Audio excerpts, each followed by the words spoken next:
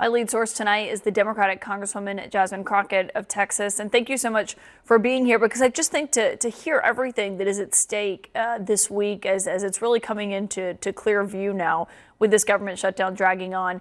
Do you believe this will be the week that Congress comes to an agreement here?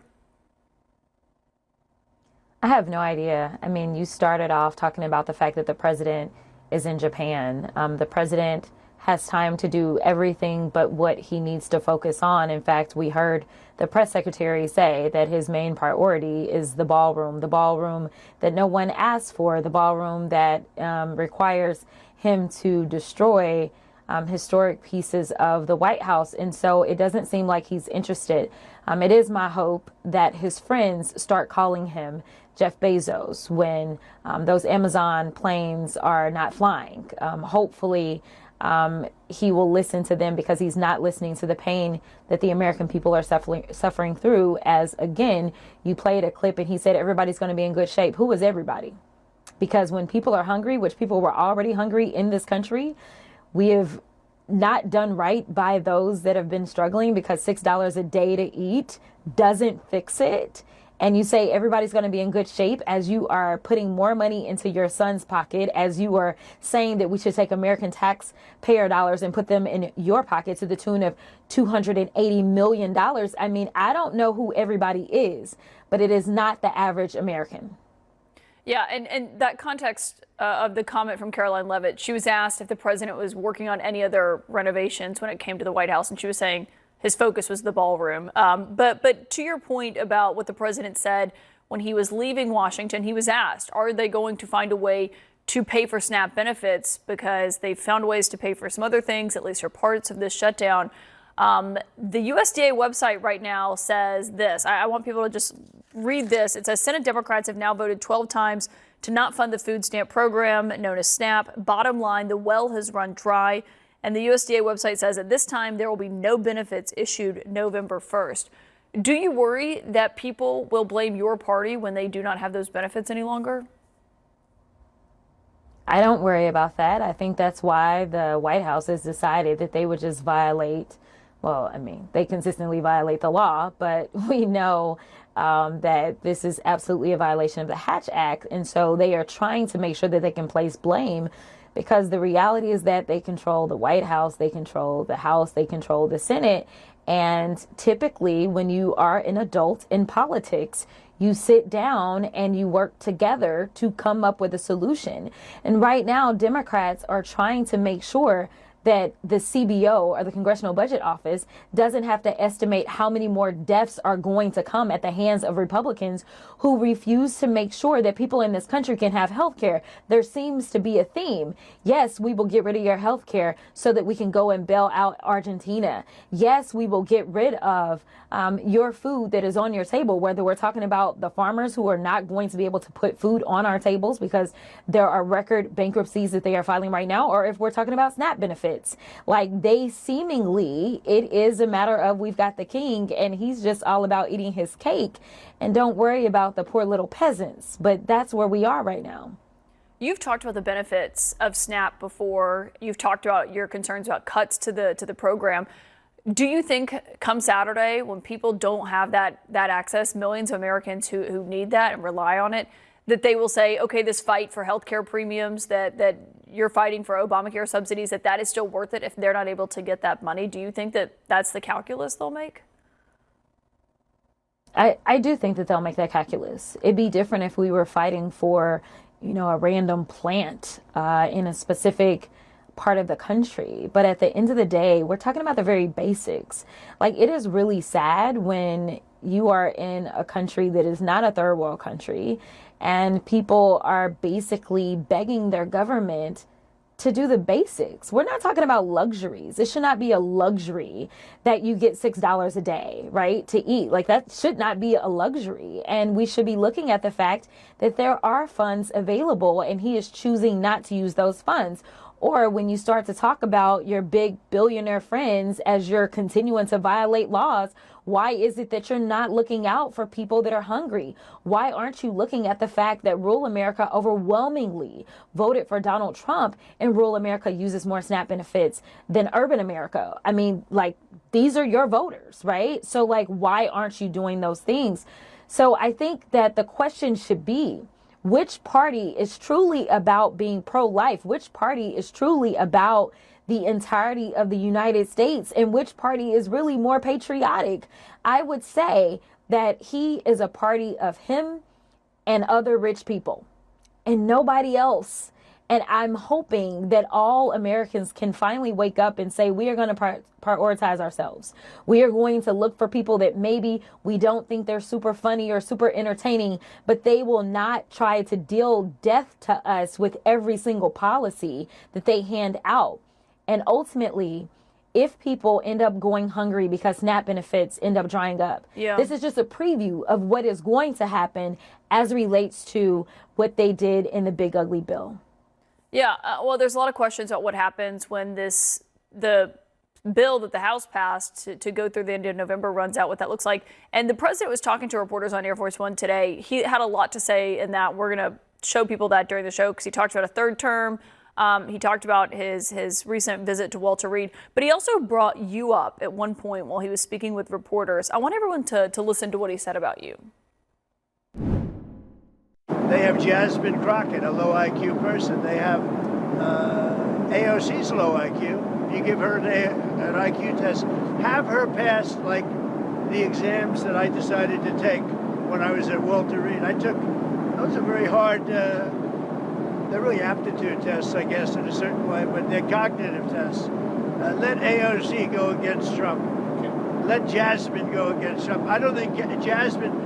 The first couple of questions are easy. A tiger, an elephant, a giraffe, you know. When you get up to about 5 or 6, and then when you get up to 10 and 20 and 25, they couldn't come close to answering any of those questions. It was a question about not ruling out a third term, but what's your reaction to what the president said there? Listen, I'm waiting on a reporter, and maybe it'll be you, Caitlin, that finally ask him what is his IQ, because he is constantly talking about, he doesn't even know what a low IQ is. He don't even know which scores are low.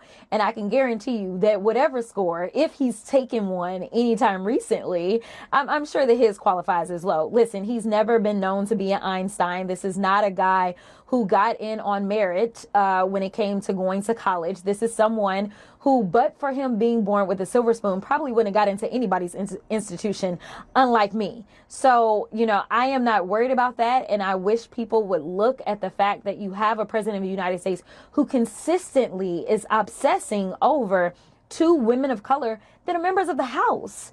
You are the president. You have a lot more power than we do, but obviously you consistently feel threatened. And that is why we have seen the attacks on black women in general from this administration.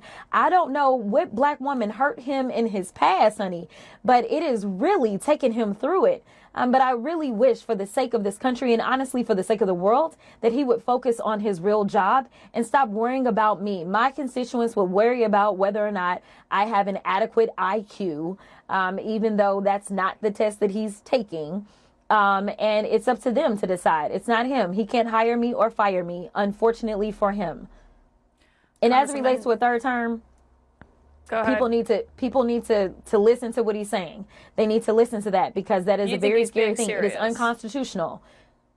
I do think he's being serious. He has hats that are made. He's starting to get people primed for this. There are people that are riding around in wrapping vehicles with Trump 2028.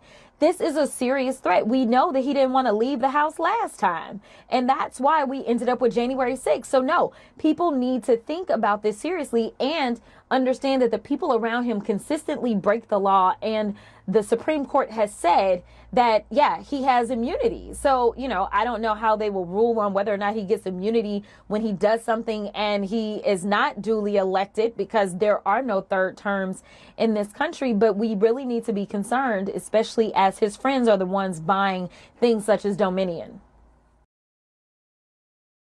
Hello everyone, what's up, my wonderful, beautiful people in every part of the world that you are from? If you're new here, please subscribe. Welcome to Beryl's channel. Yay! So you've watched the video compilation, haven't you?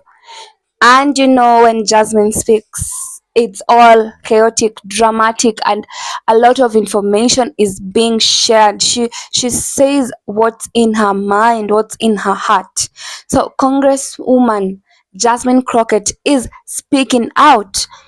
This is a video compilation of just the previous time, not currently as we speak. But it's just, I had to react to this video because Jasmine is just one type of brave, confident woman. So Jasmine Crockett is speaking out.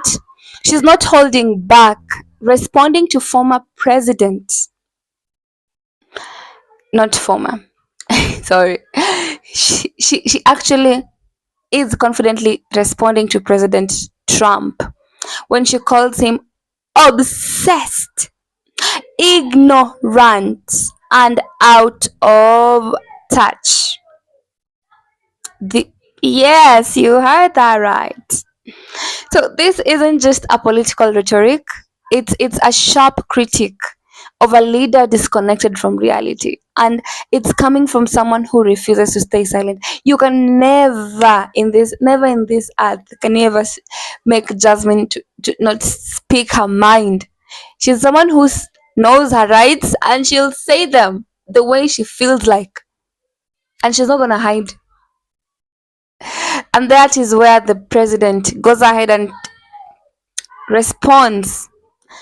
It's a back and forth thing with them. Like, at this point, it's like just watching a soap opera or something.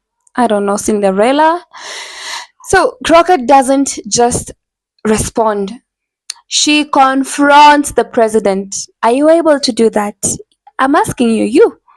She points out the obsession with division, the ignorance of the struggles the people are facing, and the complete disconnect from the everyday lives of Americans. She really says it, speaks out her mind clearly of what Americans are going through. Her words are actually cutting through noise. All those yappa yappa. Her words, cutting through with I mean, I really do like how she confidently just speaks up her mind. Yeah. So they are all a call to accountability, a reminder that those in power must face the consequences of their actions and their words. Jasmine confidently spoke to the president. And the words she said, these aren't just mere words, they are a declaration, a reckoning with the chamber. She stands unwavering, her eyes fixed on the speaker, and her hands are like very steady, and she's made up her mind. This is what I'm telling you. Whether you are the president, the what, I'm gonna tell you if you're doing wrong. You're going on vacation when the government has shut down. How the people, do you even know how they're going? Snap has been like, oh my goodness, you're obsessed with division. She tells the president that, a voice rising. She tells the president on how everything he's doing, all the wrongs, and you are ignorant of the pain you saw, the voices you silence, and out of touch with every people you claim to lead. I know. Please ensure you go subscribe to my channel. I'm gonna bring more of her videos, and this is just not a rebuttal, it's a calling out of power and mode, a declaration of presence, principle, purpose. In the hallowed chamber a truth is spoken and the echoes will not fade. So my beautiful people, that's exactly what's going on. Yes, and it happened. I know it happened already, but Jasmine, any video that Jasmine always, whether it's 5 years ago, 10 years ago, she's always bringing some. Anyway, I hope you've enjoyed the video. Please tell me if she's right, if the president or her. Who is right, the congresswoman or the president, or both of them? Tell me in the comment section. Please subscribe to my channel. Have a happy holiday. I love you. Subscribe. Mwah.